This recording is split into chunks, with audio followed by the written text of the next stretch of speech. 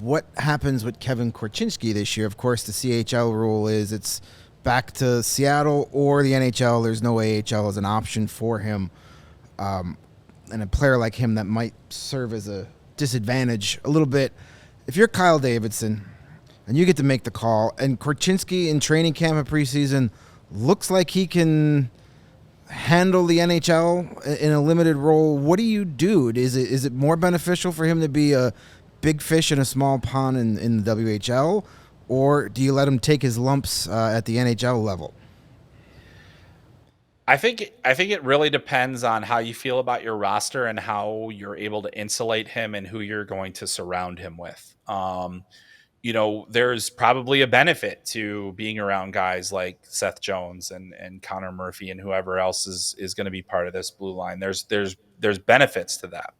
The question is, in terms of Kevin Korchinski, is he physically ready? Is he mentally ready? Is there a reason beyond we think he can be a part of our team and help to keep him on the roster? I mean, if you feel it's best for his development, then you bring him in. My lean would be to go back to Seattle. He still has physical strength and development that he needs to build up. He would be probably Canada's number one defenseman at the World Junior Championship next year.